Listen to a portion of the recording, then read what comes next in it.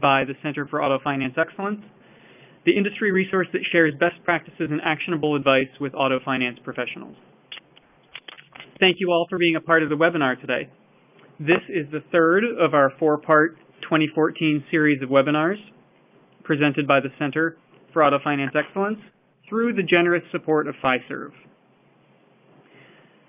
This webinar, which will last about half an hour and is being recorded, will explore how lenders can prepare for the expected surge in lease returns to the market.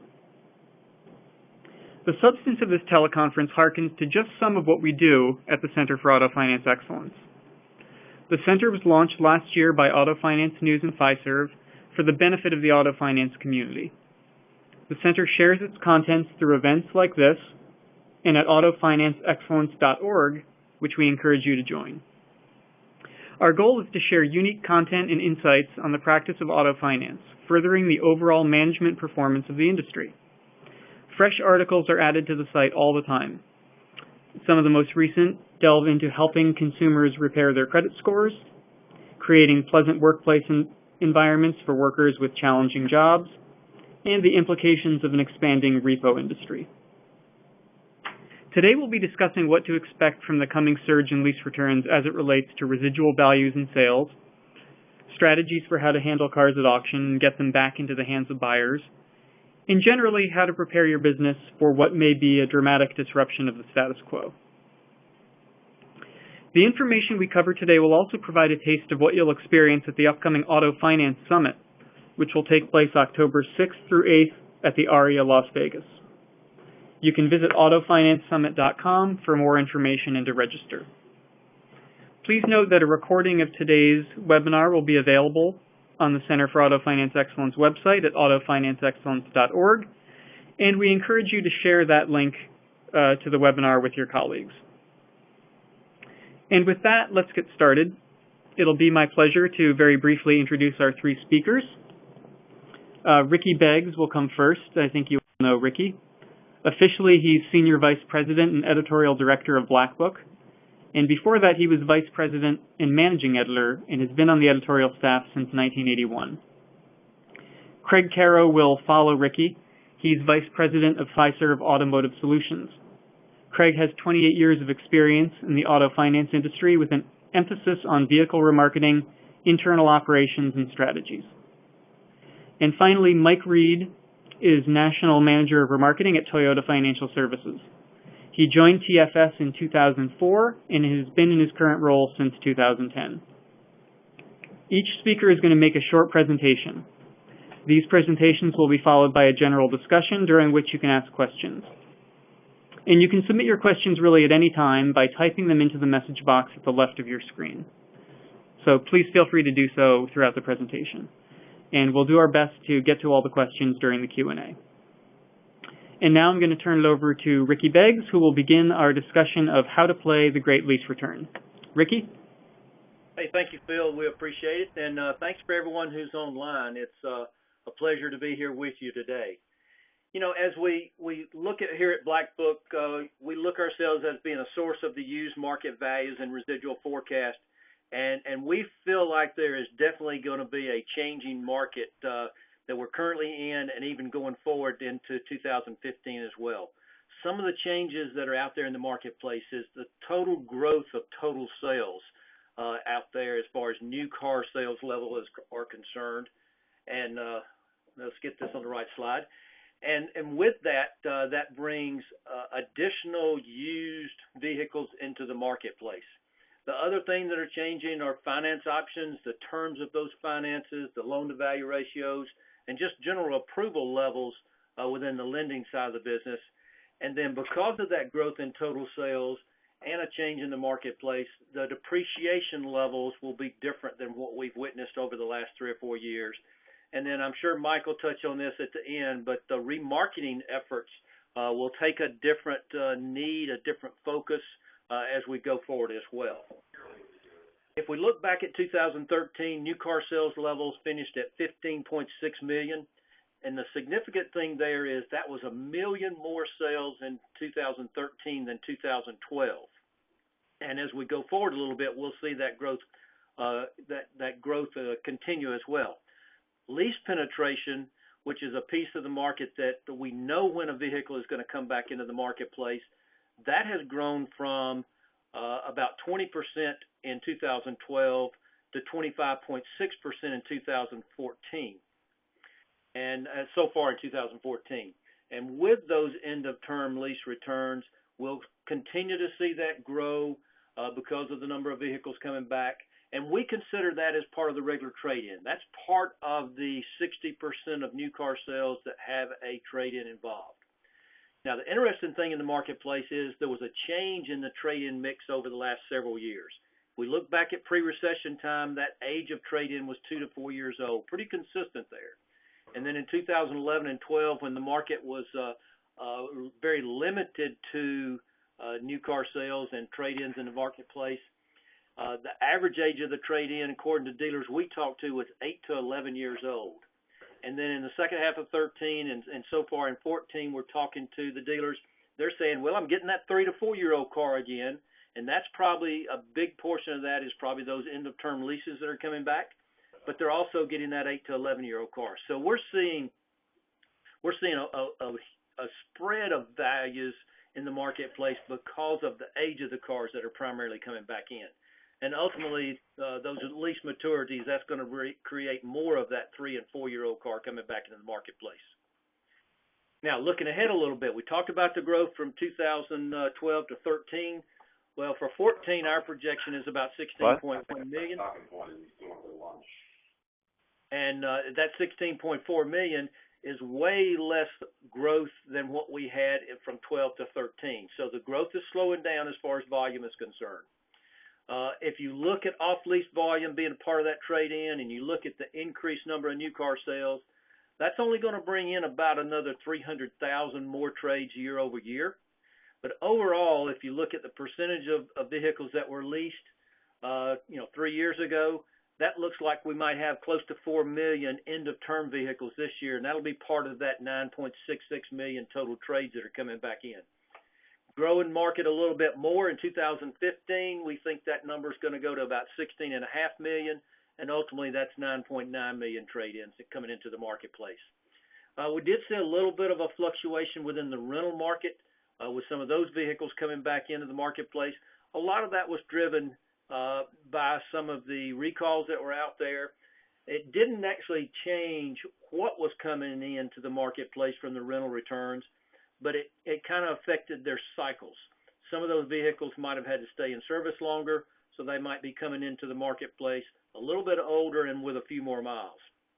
Now, when we talk about depreciation, we feel like that 2013, the level it was there, the depreciation will be greater for 2014 and even greater again in 2015. And I've got a slide that will actually give some of our forecasted numbers there. And then remarketing has been a hero for many companies over the last few years. It'll still be a strength in the marketplace, but yet a little bit more of a challenge. And like I said, I'm sure Mark will touch on that toward the end. This chart right here just talks about those new car sales levels and where we are, and some of the effects that were in the supply pipeline. Of course, we had cash for clunkers that really, threw some peaks in there and some valleys in there. But the interesting piece here is that since 1999, only 1 year have cars outsold trucks, and it's interesting how that's been, and that was primarily when gas prices were at record levels in 2009. This chart here just goes to show some of the volumes of the vehicles that will come back into the marketplace based on lease penetration rates right now. So, and you'll have actually copies of these after the presentation is over. You'll actually get copies of these slides, I believe. And then this shows some of the depreciation levels that we've witnessed over the last 4 or 5 years. And this is driven primarily by that used car supply or lack of used car supply for a while. When normal depreciation pre-recession time was 15 to 18%, 2011 due to supply was only minus 7.7% for the year. That gradually grew to 12.4% and 12.8%. Our forecast for 2014 is about 13.5% for the year, and then in 2015, that 15.5%. A lot of this is driven by increased supply and that end-of-term vehicle that's coming back into the marketplace. You talk about end of term and so forth, but there are certain parts of the country that have high penetration of leases. New England is part of that area. And what that does is actually creates a tough remarketing effort for some areas of the country. Now, they might can absorb this many new leases in a marketplace, but then to take the used that are coming out of lease and put them right back into the marketplace, one particular area might not be able to handle that. There's online, there's upstream cases that will help distribute that volume, but then also the opportunity to transport vehicles from one area to another. In many cases, you can actually transport and more than make up for the transportation costs just by spreading some of that supply around.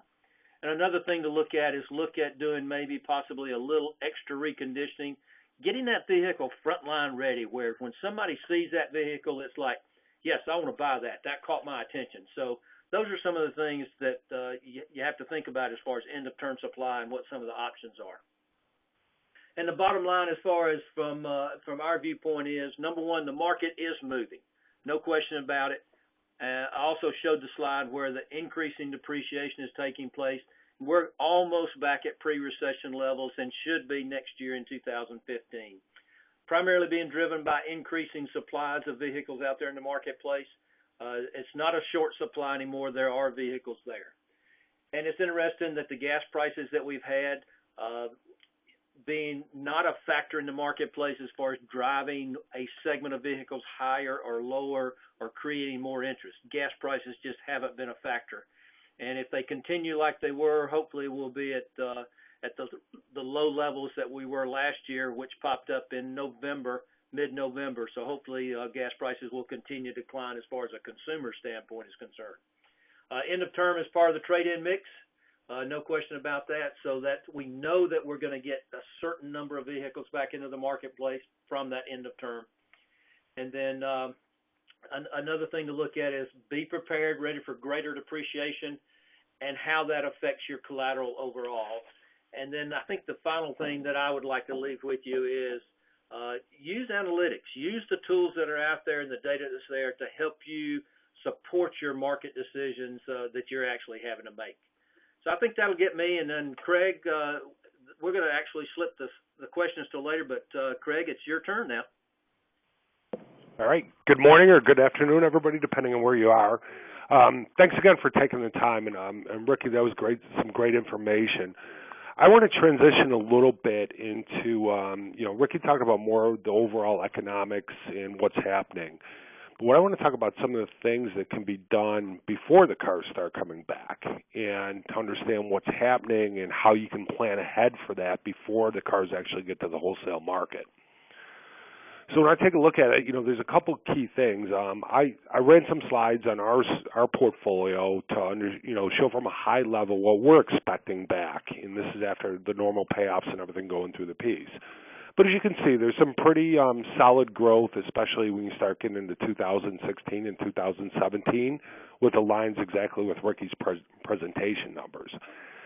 But above and beyond that, and that slide doesn't look like it came out real good, but it's when are they coming back? So you can talk about having a high percentage of cars coming back across the line, for the course of a year. But actually, what quarter are they coming back? Is it the spring market, the fall market? And really understanding where that does really allows you to determine what your goals are going to be in the future.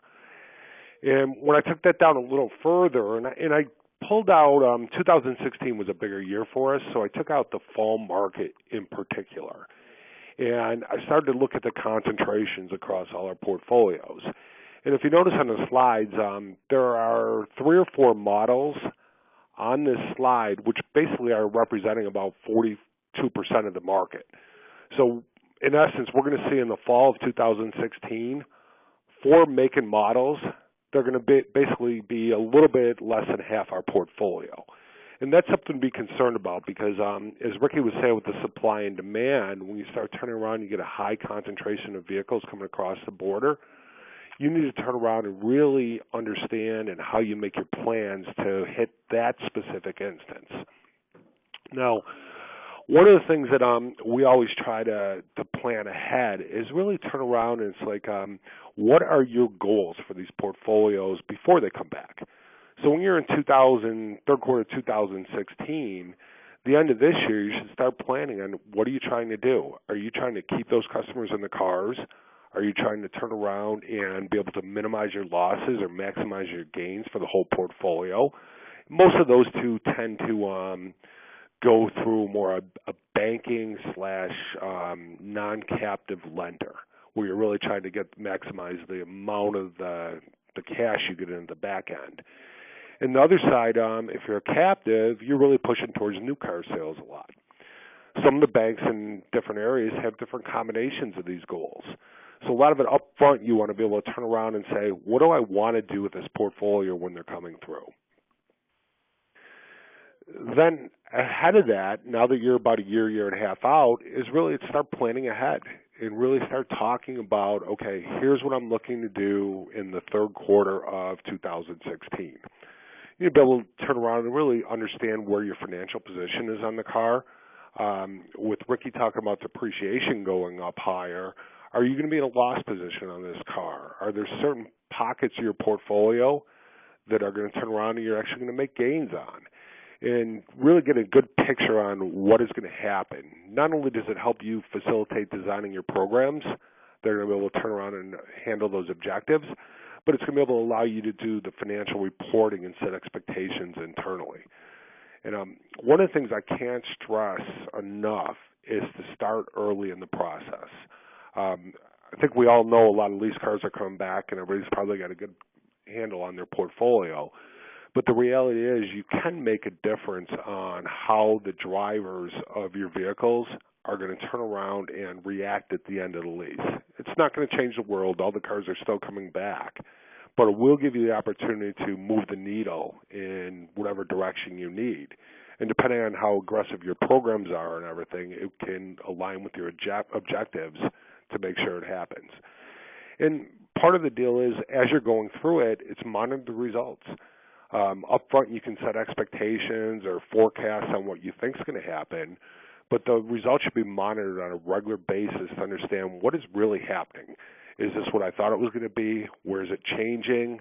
Why is it changing? And overall, to be prepared to adjust. The economics change so quick on the used car market, whether it be the economy as a whole or influx of cars or whether it be recall impacts, whatever it may be. You need to have the flexibility of designing your programs and systems that you can move very quickly with it, because the cars come back. Every month you're getting tens of thousands of cars back on that side of it, and every day matters. The execution phase of that, so you can talk about what you're planning ahead, but the reality is if you're trying to influence what the driver's decision is going to be on the car, you need to understand and develop a customer contact strategy. So for the finance companies, if you're turning around and you want to offer up new cars, you want to turn around and bring in early out programs, you want to do with mailers coordinated with the manufacturer, a lot of that takes time and everything to get set, approved ahead of time. There is no doubt that nobody can turn around and get 10,000 approvals done. But if you can kind of plan ahead for the year out, you can understand what your objectives are and then start to make sure the customer gets a consistent message. So if you want to upgrade them to the next new model of car, if you want them to keep their car and you can offer them a discounted price or special financing rates, you need to be able to coordinate that strategy across your whole portfolio. And by using an analytics team, and I think Ricky stressed this at the end, and I can't agree more, is to really understand what's out there, because you don't necessarily have to go with your whole portfolio down the same strategy. There could be certain cars where you want to bring them back to the wholesale market. There could be certain cars you want to bring either to a early out type program, or with that same concept that I talked about with the third quarter of 16, there might be certain things, if you're more in a loss mitigation mode, that you can turn around and offer them special extension programs so that you can not only reduce the balance on those cars, but you can turn around and spread that volume out from that third quarter and also stretch it into the fourth quarter without having to go through and redisclose the lease. And again, each one of these solutions does not necessarily change the world, but if you can change it by 5% here and there, you can lower your volumes and expectations across the board and be able to get a more consistent flow of cars as opposed to having big spikes and bubbles.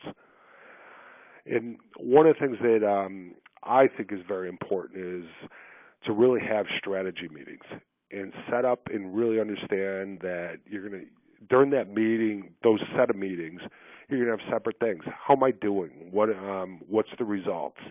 Am I doing what was expected? Am I exceeding expectations? And you can get it from a big picture type of view, but also if you can drill down with analytics to understand where am I missing the mark or where am I exceeding expectations, and really try to understand what's been working. After that, it's understanding how the market conditions changing. Did you see used car prices drop dramatically? Was there demand for certain vehicles? Where there were special finance programs out for new cars that affected, the ability to turn people into the drivers into getting that new vehicle. And then at the same time, while you're analyzing the results, you need to constantly be preparing for what's next, what's coming up again. So you're always ahead of the curve. During the bubbles, and I've been through like 4 or 5 of these now, when you're taking a peek at it, you can't really look at what's happening today. You also have to be looking at what's ahead.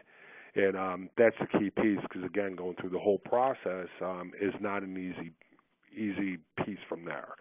And with what's next is understanding what's coming up and what's the next campaign I'm running within the portfolio. Where am I going to go? What am I trying to accomplish with the new set of goals for the maturities that are going to come out 12 months down the road, so that you're always being prepared.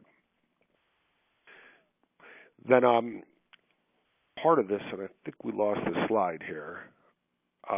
No, we're actually all set. But I think the key for this, again, is plan ahead, turn around, monitor the results on a consistent basis, and really understand what your objectives are across the whole portfolio and be able to put strategies in that can align with those. So if it's new car sales or loss mitigation, that you're ahead of the game. We've seen that for the most part, when you turn around in that 4 to 6 month to maturity window is really when you can start to influence the customer's behavior. So planning ahead before that 6 months so you have a good contact strategy in place ahead of that can really make a difference in the portfolio and increase your overall results. And with that, Mike, I think you're up. Thanks, Craig. Again, my name is Mike Reed. Hello to everyone on the phone. I think both Ricky and Craig made some excellent points. I get the pleasure of talking to you from a remarketing perspective, and we're responsible for those vehicles when they come back, so this is near and dear to our heart. There was a common theme by both Ricky and Craig, and that's really plan ahead. And here at TFS, that's something that we look at regularly. I think remarketing, the traditional remarketing method was really wait and see what happens. You have vehicles coming back to the auction, and you rely on the auctions to liquidate those vehicles. I think remarketing has always been important in the overall ecosystem of an OEM like Toyota. It's now becoming more and more important. I think it's no longer a reaction when vehicles come back to the marketplace. You really have to be proactive. You have to look at your programs. You have to look at everything. You have to look at product planning. And you have to look at situations like Ricky mentioned when you have vehicles maturing in the Northeast and really have a plan for those vehicles when they're returned. There are ways that we can certainly change things in the remarketing format. And again, I mentioned reaction, changing your methodology from a reactionary method to proactive. And the ways you can do that is certainly by using predictive analytics. Both Ricky and Craig mentioned analytics. That is something that is very important to our structure today. We use analytics to really determine where we need to be selling those cars, but also we use analytics to make sure we have the right programs out there. We really talk a lot with our new car department to really make sure that we're in line with that. This is really becoming vehicle lifecycle management instead of remarketing. It's really getting information to our new car side so they have better information, so we do have right programs. So when those cars do come back in certain areas of the country, they do turn into quality used vehicles in their secondary life. So we're looking at that heavily. Ricky also mentioned logistics. Again, when you have vehicles maturing at one side of the country, it makes it very difficult to level out that supply and demand ratio. So we look at logistics to really assist us with that. We are constantly looking to move cars to better market areas. There's a money and time cost to that, but you have to weigh those costs. And it also helps you level out that supply and demand. And in the remarketing world, it's all about loss mitigation. So we're looking at those factors as well. The other piece that we look at is really leveraging our auctions. The auctions are great partners in this. We need our auctions to certainly be strong and certainly be ready for the increased amount of lease returns coming back to these auction locations. With lease returns, you'll probably also have an increase in repossessions, rental fleets, and so on. So the auctions will have quite a job ahead of them in the next upcoming years. So we need to make sure that the auctions are prepared for that. One way that we have been successful tackling some of this is by really leveraging the internet. We sell about roughly 85% of our vehicles in a virtual environment today. The internet has certainly helped us, and it helps our buyers by making our cars readily available at any given time. So our auction partners have been really helpful in actually helping us really move forward in this initiative. I see the internet playing a huge role in us selling vehicles going forward, along with the lane presence. There's only so many auctions, there's only so many lanes, so the only way that we can really reach a good portion of dealers is really by infusing some of the internet and technology into our process.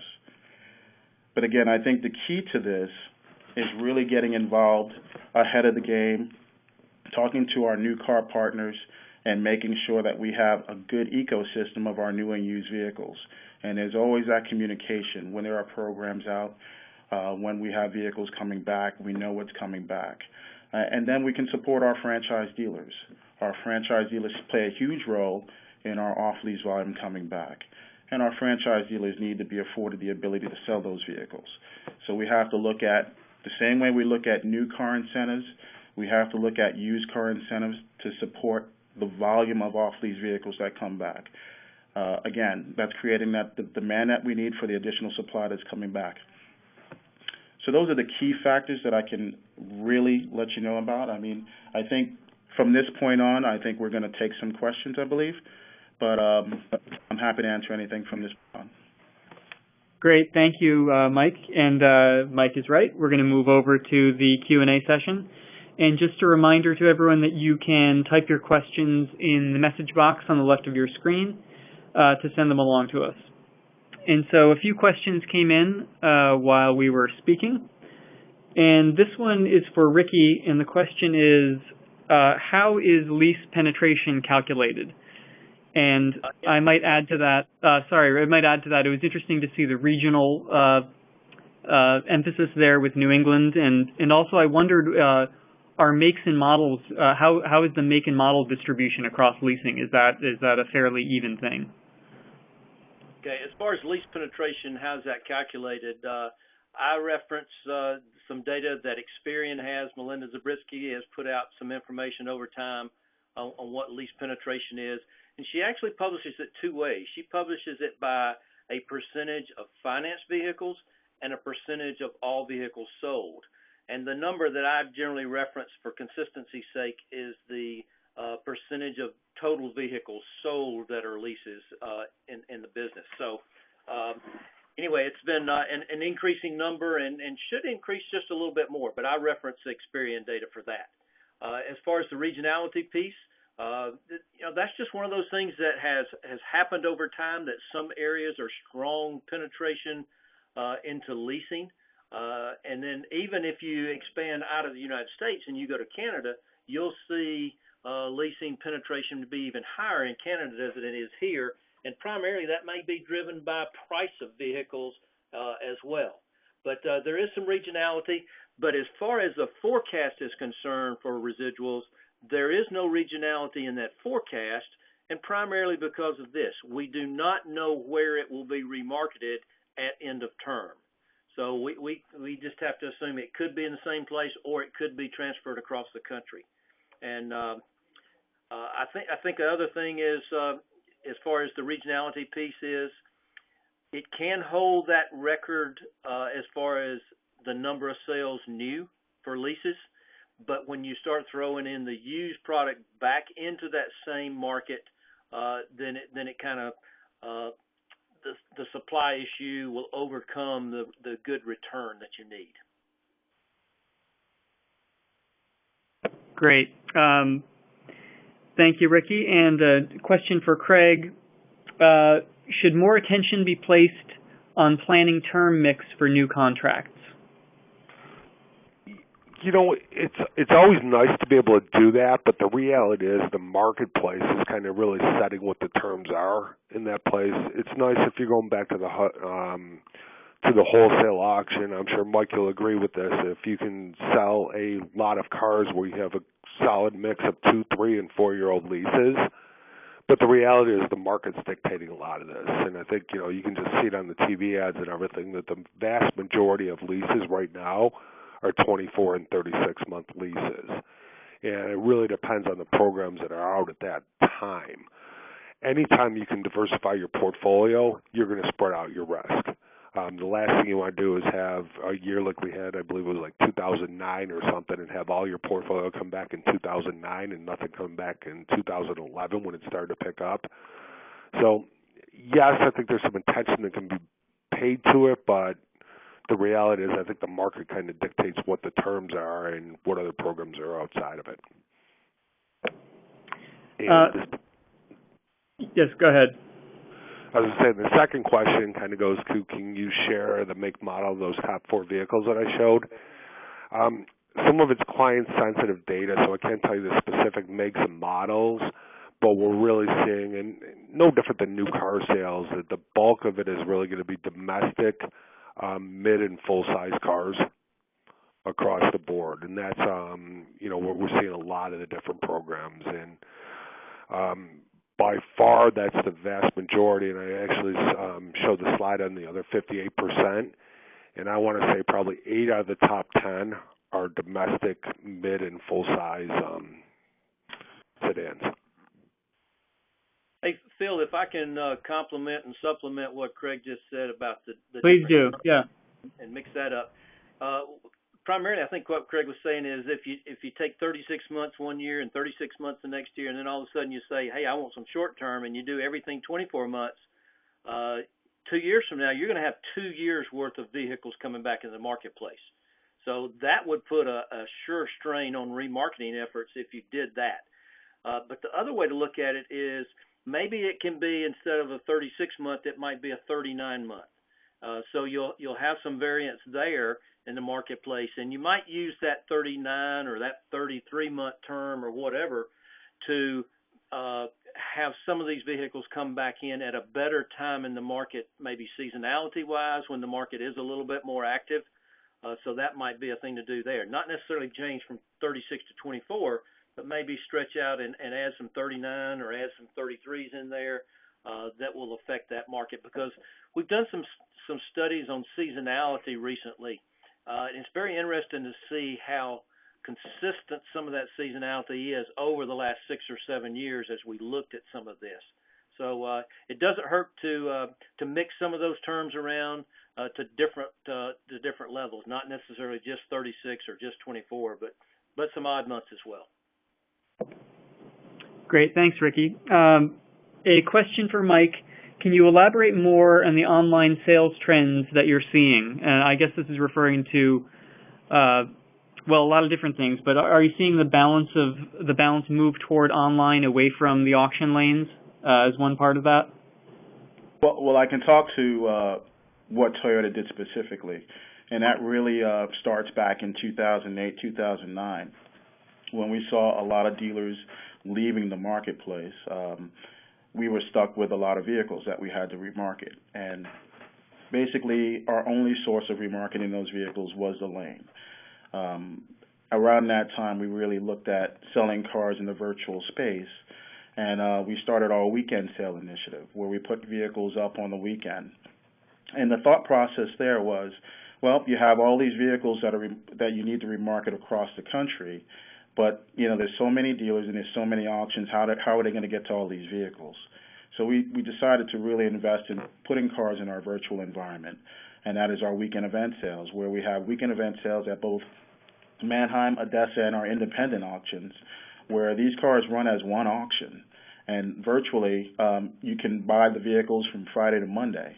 And what we found was we gave our dealers the opportunity to do several things at one time. There were some dealers that took on more responsibilities at their dealerships. So it enabled them to stay at home and buy vehicles. And then it progressed over some time. Again, it wasn't a huge success from the beginning. It slowly progressed, and today we are selling a large majority of our vehicles in that virtual space with the help of our auction partners. And our auction partners they've certainly progressed with us. You've seen the quality of the condition report increase. You've seen the quality of the images also increase, which really makes it easier for dealers to purchase vehicles in that space. So that online trend is really emulating what's going on in the world today, as far as people being able to access vehicles anytime, anywhere. So we're trying to optimize these things for smartphone technology and really emulate what goes on in everyday life. Great, thanks, Mike. A remarketing question about shared ride services. So Enterprise launched one of these recently, and of course there's Zipcar out there.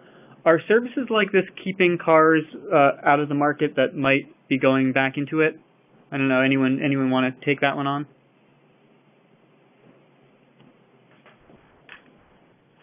It's an interesting piece of the market where some great marketing efforts are put out there.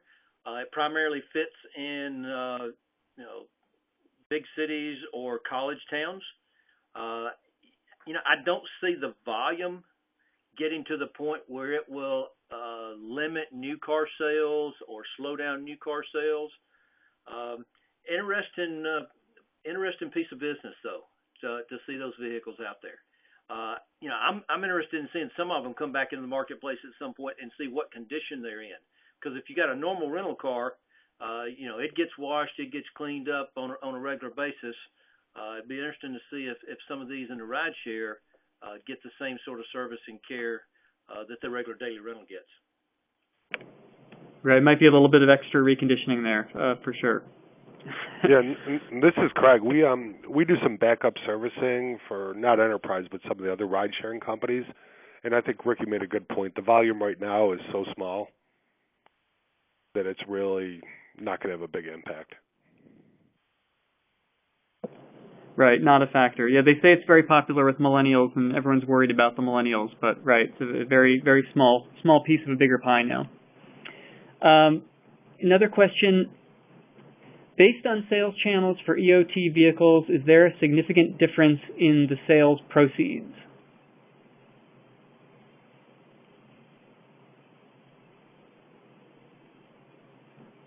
Who wants to take that end of term?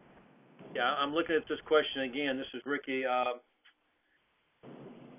You've got some that are sold direct to the buying dealer. That's the first piece of it. And as the market changes and potentially equity disappears at this end of term, you'll see fewer of those. So then they've got to either go more upstream to what Mike and his group at Toyota are doing primarily with that 85% going upstream, to how many are going to show up at the physical auction. So, my real thought here is, if the equity changes that much, and then the dealer who is the buying dealer just says, I'm going to go to the open market, then how will that supply going to the open market change? And will that put adverse pressure on the marketplace?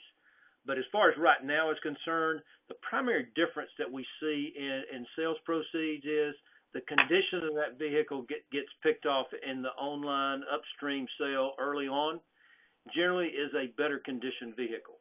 So if you see a difference in proceeds, it might be because of that, not necessarily because it is a better channel. Yeah, and I can certainly add to that. This is Mike. Um, when you look at sales proceeds, you have to look at it a couple ways. At the auction, you're pretty much in your last line of defense there, so you really have to maximize your price. When you have an upstream venue like Dealer Direct, which we have for our franchise Toyota and Lexus dealers, it's really about, again, life cycle management, keeping vehicles in the family. So we look at it differently if we're actually selling cars within our franchise dealerships than if we're selling cars at the auction. Because again, that franchise dealer opportunity affords you the ability to certify that vehicle through Toyota Certified or Lexus Certified. It also gives you the ability to produce another contract through TFS. So we look at those proceeds a little bit differently. When it makes it to the auction, you still have those possibilities, but you introduce a lot of the non-franchise dealers as well, and they get an opportunity to buy those vehicles. So it takes on it's two different aspects in if you're selling vehicles to our franchise dealers or non-franchise dealers for us. And this is Craig. On the, I want to say retail side, but the direct driver sale, particularly for the non-captive leasing portfolios, where you're trying to keep the customer in the car and reduce your losses, Ricky made a great point. It really depends on the equity position. The last couple of years have been fantastic. When you get to the down years, typically what you can see on the difference of, because the customer always has the ability to buy that car at what their contract residual is. But in general, you see about a $1,500 to $1,800 increase by selling that car directly to the consumer, again, in a non-captive world when that car's in a loss position. So more or less, they'll pay about what they'd pay at a dealership anyways. Great. Thanks, Craig. I'm afraid we're just about out of time. So thank you to all of our speakers. Center for Auto Finance Excellence is committed to bringing you quality content on best practices in auto lending and leasing, and we hope you'll join the center at autofinanceexcellence.org to receive our alerts and participate in other events like this one. Again, we'll send out a recording of this webinar. We'll have the recording of this webinar on the center's website, and we'll have the slides there as well. Please be sure to keep an eye out for additional events for the Center of Auto Finance Excellence, and don't forget the Auto Finance Summit, October 6th through 8th in Las Vegas. Thank you once again to our partner Fiserv for their support. Thank you again to our speakers. This concludes today's teleconference, and I hope everyone has a wonderful day.